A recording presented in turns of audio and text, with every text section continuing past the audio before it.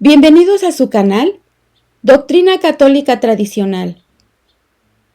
Muchas gracias por escuchar y por favor, no olvide darle me gusta o like al video para que esta plataforma lo pueda recomendar a más personas.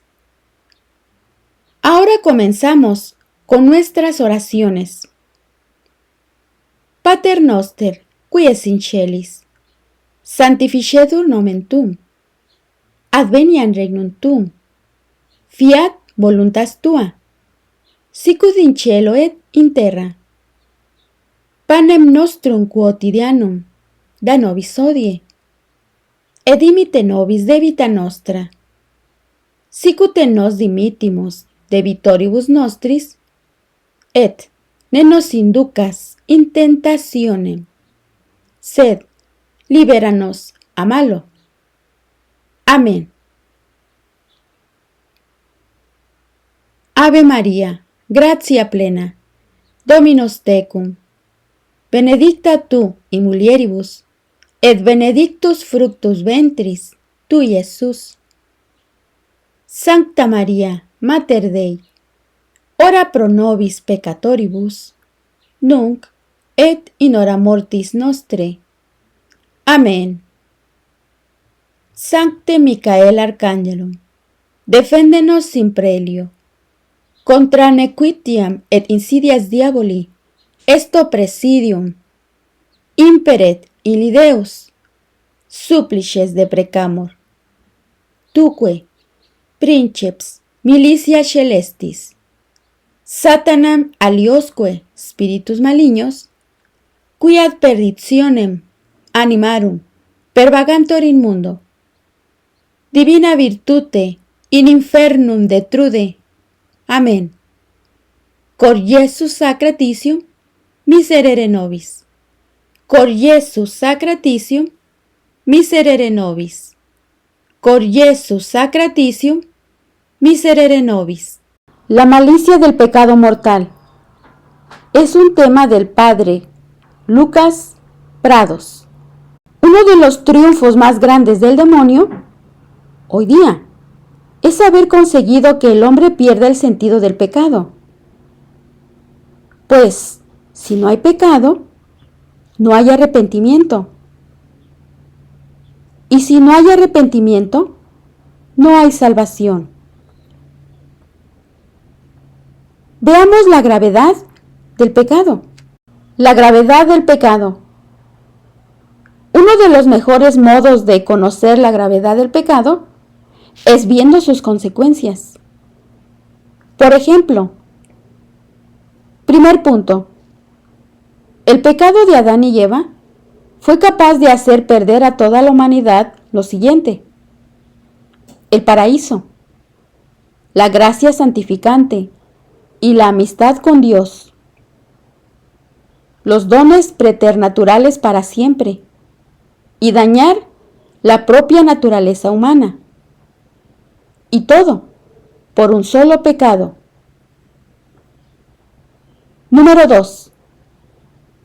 Después del pecado original de Adán y Eva, para conseguir que Dios perdonara al hombre y le devolviera la amistad, el mismo hombre no podía hacer nada, pues la ofensa se mide por la ofensa hecha y por la persona a quien se ofende.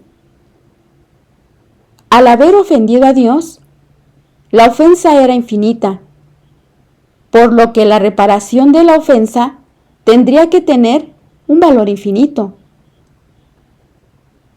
Dado que el hombre no podía hacer por sí mismo esa reparación, entre comillas, tuvo que encarnarse el Hijo de Dios, Cristo. Al ser hombre, podía actuar como cabeza de la humanidad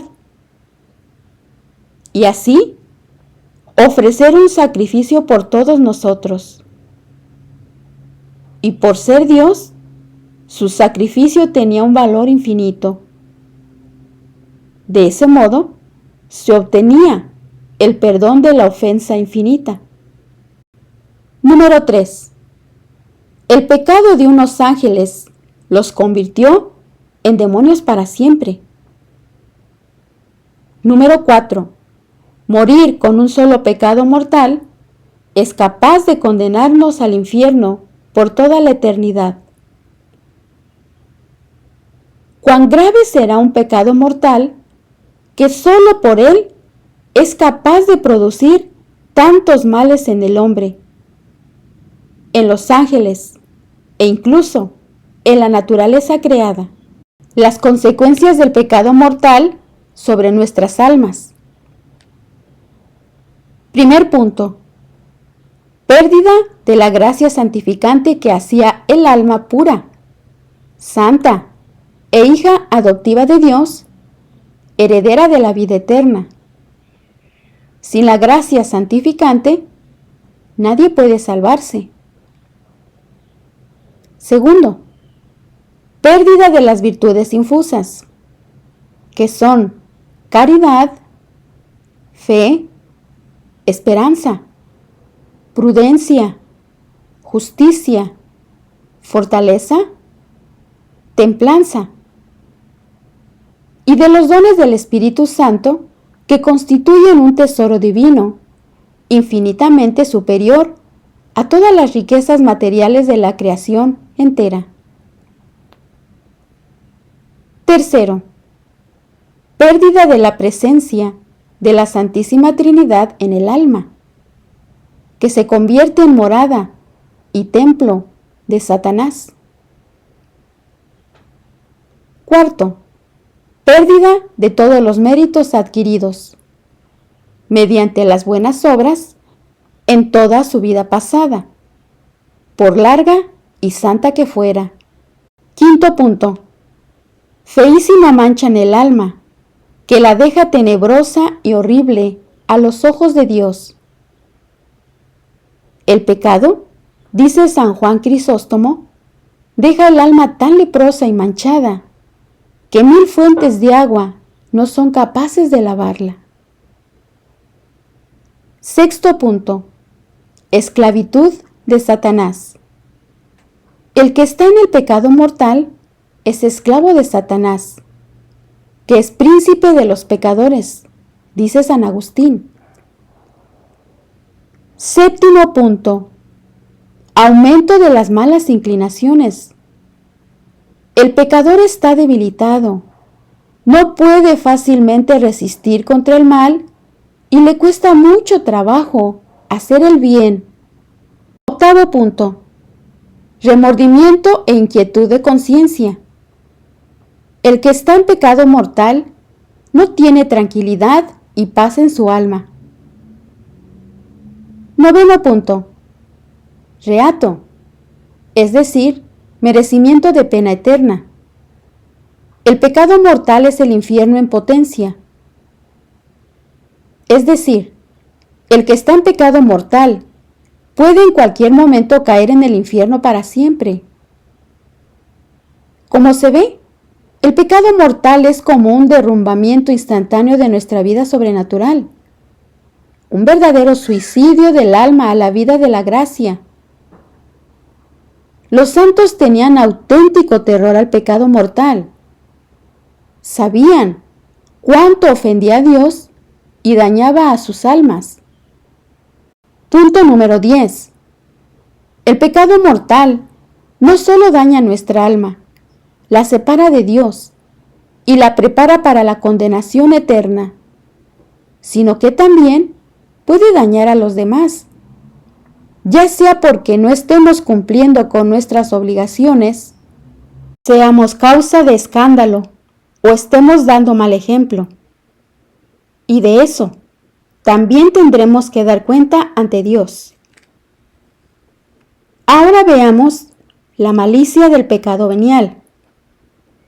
Como nos decía Fray Luis de Granada lo siguiente: no menosprecies, pues, cristiano, el pecado venial por pequeño, pues al fin es enemigo, como se ve por los daños que nos hace, y no hay enemigo por pequeño que sea, que menospreciado no sea poderoso para dañar mucho.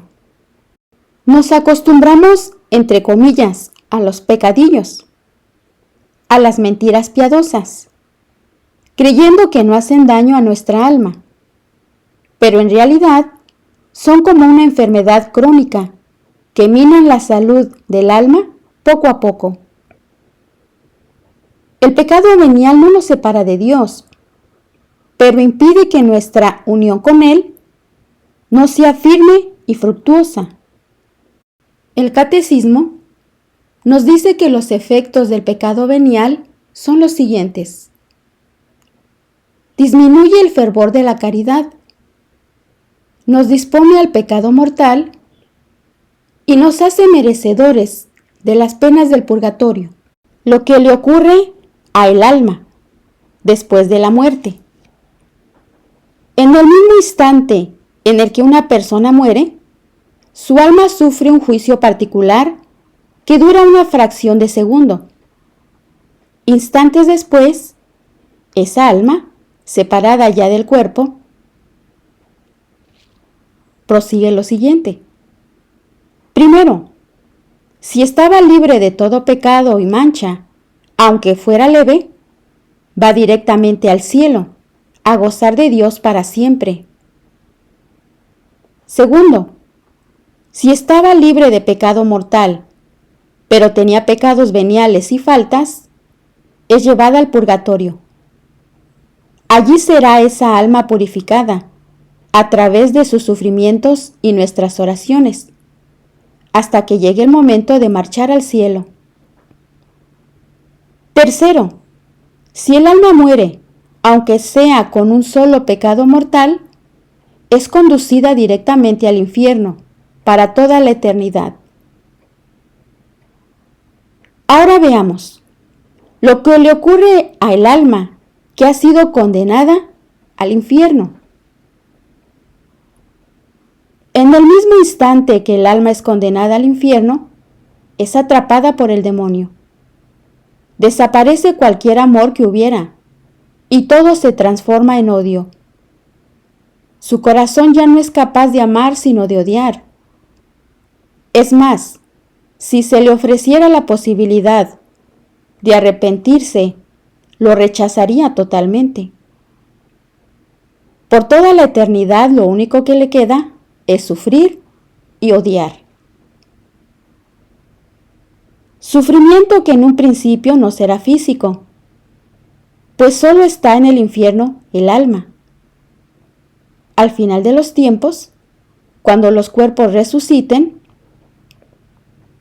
el cuerpo correspondiente a esa alma se le unirá de nuevo. Pero entonces, cuerpo y alma sufrirá por toda la eternidad. Dado que en el infierno no hay paz ni amor, sino que todo es odio y soledad, si por un casual viera a algún amigo o familiar que también hubiera sido condenado, se odiarían mutuamente y solo se desearían hacerse mal el uno al otro. Y todo ello por un solo pecado mortal, del que no se haya arrepentido y confesado. Qué malo será un pecado mortal cuando puede condenarnos para toda la eternidad. Nota: con este artículo no se pretende hablar de las condiciones para que un pecado sea mortal, ni de agotar el tema, sino solamente de dar una ligera idea de la malicia del pecado, de los daños que hace a nuestra alma y del efecto que puede tener en la de aquellos que de un modo u otro reciben nuestro mal ejemplo.